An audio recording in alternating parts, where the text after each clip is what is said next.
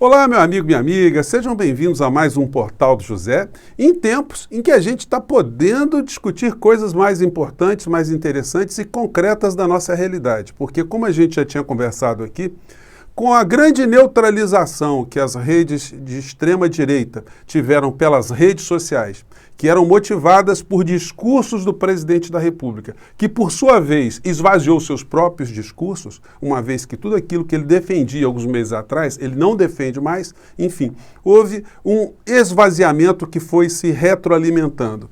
Isso abre espaço para a gente se ocupar de assuntos mais concretos. E cada vez mais fica evidente que o presidente era aquilo que eu sempre disse para vocês, um fantoche, uma pessoa que está cumprindo um papel a serviço de pequenos, grandes grupos transnacionais que abocanham tudo que podem em países como o nosso, sobretudo quando tem lacaios, tem serviçais, tem pessoas que são consideradas traidoras do seu próprio povo, e isso cada vez mais está sendo perceptível, infelizmente, na nossa realidade. Eu vou conversar com vocês sobre os últimos acontecimentos, mas se você está chegando agora no nosso portal, antes de mais nada, convido você a se inscrever, você que é muito bem-vindo, a enviar seus comentários, porque são sempre lidos, a participar dos nossos chats, sempre antes das 5h30, 5 horas aqui no nosso portal, e enviar seus comentários para cá, porque são sempre lidos e são sempre considerados.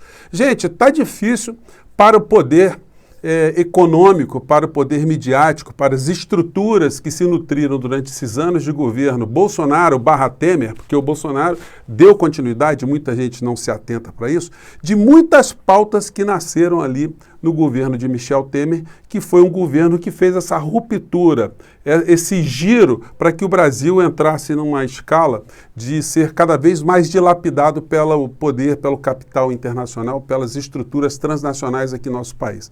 O Bolsonaro é essa figura alegórica, sem conteúdo, mas ele tem sido funcional para que a sociedade fique distraída e não perceba que na área econômica a gente esteja sendo tungado todos os dias. Se você é bolsonarista ainda, meu amigo, você trabalha, você é pequeno empreendedor, você é trabalhador, saiba você que não vai ter correção na alíquota do imposto de renda para 2022. Então você vai ser tungado, você vai ser assaltado, não vai ter correção em relação a essa tabela. Então ainda fico a me perguntar o que motiva você ainda ter algum tipo de crédito, ou dar algum tipo de crédito ao presidente da República. Você não vai ao supermercado? Você não abastece? Você não está vendo serviços públicos aqui do nosso país? Você vai continuar a acreditar nessas milongas que tudo foi por conta da política do fique em casa? O mundo todo ficou em casa. Por que o mundo está se recuperando? Porque outras nações têm governos e a gente aqui está discutindo ainda situações absolutamente sem a menor lógica, como a questão da vacina, enfim, as teorias conspiratórias remanescentes que o presidente ainda tem. Impressionantemente, ele ainda não foi absolutamente detonado. Ontem eu assisti o Jornal Nacional, porque o Jornal Nacional é uma parte, né, uma perna dos porta-vozes, né, dos principais porta-vozes do mercado, do modelo econômico aqui no nosso país. E eles ainda continuam a dar algumas pancadas em Bolsonaro, fazer algumas críticas, mas eles não aprofundam, não colocam para a opinião pública o papel que essa figura tem desenvolvido, o antipresidencialismo que ele realiza todos os dias, para que cada vez mais o Paulo Guedes tenha uma longevidade, para que ele consiga privatizar o que for possível, enfim, para que o Congresso Nacional continue a vender o povo brasileiro, vender a nossa alma e vender o nosso futuro. Pois bem, eu vou mostrar para vocês algumas situações aqui, mas chega a ser anedótico, né? Algumas situações que estão acontecendo aqui. Vou pegar aqui primeiro esse editorial aqui de um jornalão que representa uma parcela da elite econômica brasileira. E eles homenageiam aqui o papel do Barra Torres, do almirante Barra Torres, dizendo que a Anvisa dá o exemplo de coragem. Gente, foi uma situação realmente abjeta. Ninguém acredita num negócio desse. O presidente da República dizer que vai mencionar o nome de todos os funcionários da Anvisa que deram um parecer científico, né, a favor da vacina para crianças. Diz aqui um trecho desse editorial.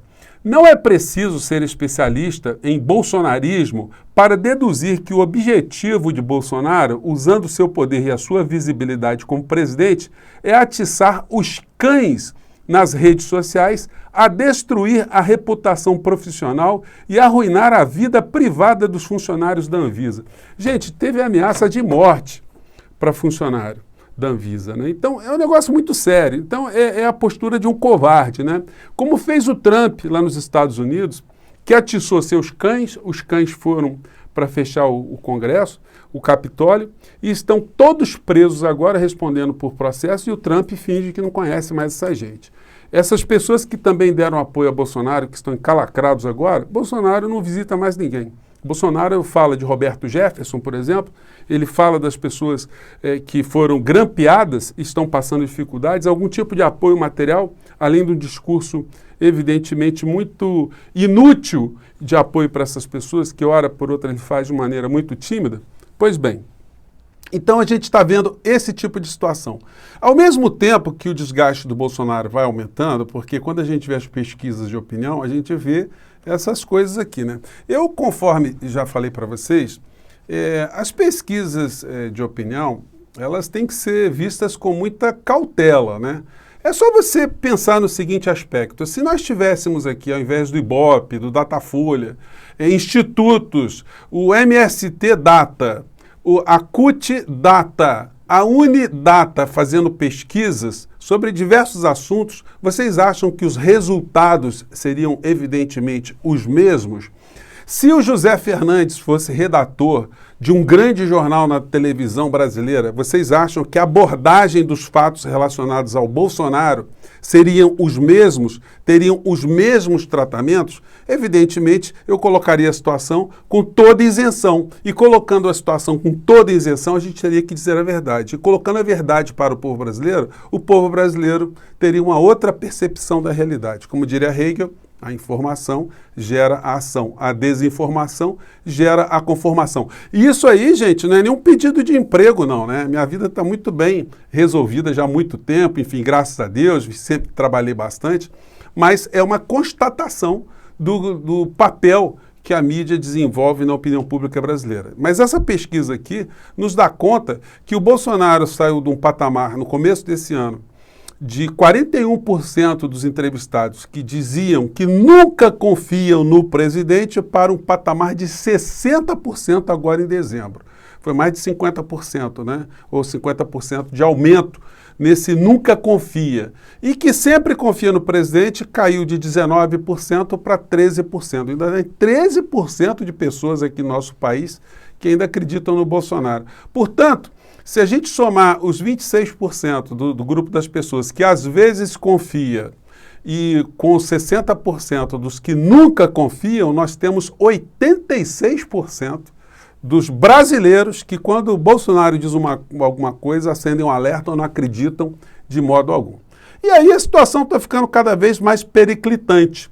Os meios de comunicação, como eu digo a vocês, eles ainda não enterraram completamente o Bolsonaro, porque ainda tem muito interesse ali em jogo, enfim. E a gente vai ver como é que esse fenômeno vai se dar eleitoralmente aqui no nosso país. Por outro lado, mais uma vez, né, os remanescentes aí das redes extremistas bolsonaristas agora elegeram o general Fernando Azevedo e Silva como uma espécie de traidor de Bolsonaro. Foi um grande golpe de mestre do Alexandre de Moraes, né, porque ele colocou um general respeitado dentro das Forças Armadas para comandar ali uma área administrativa do Tribunal Superior Eleitoral. O Bolsonaro vai ter chance de tentar minar as eleições de alguma maneira, minar novamente a credibilidade das eleições, porque agora em 2022, inclusive, isso será responsabilizado criminalmente, de uma maneira mais rápida e mais veloz do que foi anteriormente. Então, a gente vê esse tipo de situação com outra aqui, né? Tem aqui uma notícia muito interessante. Ao lado de Moraes, ex-ministro de Bolsonaro vira traidor no Planalto. Só que o general Azevedo aí, ele está pouco se lixando e está assumindo aí, de fato, uma postura crítica. Ao assumir esse cargo, ele sabia que, ao assumir esse cargo no TSE, ele estava se colocando ali numa postura frontal, né? De mostrar para o Bolsonaro que ele tem vida própria, enfim, que agora ele está ali e, de fato, ele está ali minando toda essa possibilidade que o Bolsonaro queria ter de se desacreditar, de descredibilizar as eleições aqui no nosso país. E aí, gente, vamos chegando aqui em outros assuntos. Como eu falei para vocês, o Jornal Nacional ontem, fazendo uma crítica ao Bolsonaro, mas de uma maneira muito velada, né? Eles colocam algumas informações, mas sem serem diretos. E eu vou explicar como é que se deu. Acompanhe só esse fato aqui, gente. Em fevereiro agora. Hoje, Barroso reiterou a segurança das urnas eletrônicas e criticou quem levanta suspeitas sem provas sobre o sistema eleitoral brasileiro. Então, o Bonner disse, que ele que é editor-chefe, né, que o Barroso ele fez uma crítica a quem questiona, ou quem questionou a credibilidade do sistema, né? Mas quem fez isso foi o Bolsonaro. Por que o Bonner não disse que o Barroso deu um recado direto ao Bolsonaro? Está chamando o Bolsonaro de tudo quanto é nome de forma implícita, né? De golpista, de conspirador, de mentiroso, de sabotador. Enfim, por que isso não é colocado de uma forma direta? Se coloca assim de uma forma absolutamente velada, né? Acompanhe a fala do Barroso para ver se o assunto foi uma crítica aberta a pessoas aleatórias e não ao presidente da República. Vamos lá. A democracia brasileira viveu momentos graves nos últimos tempos. Ameaças de fechamento do Congresso, do Supremo Tribunal Federal, de descumprimento de decisões judiciais e desfile de tanques na Praça dos Três Poderes, entre outros maus momentos. Quem é que comandou desfile de tanque na Praça dos Três Poderes? Foi quem? Foi o Bozó? Foi o Tiririca? Quem é que foi? Foi o Bolsonaro. Então, enfim, vamos lá. O atraso rondou nossas vidas ameaçadoramente. Nesse ambiente, o debate público foi dominado muitas vezes pela mentira, pela desinformação e pelo ódio. Um triste discurso divisivo de nós e eles em lugar do patriotismo inclusivo.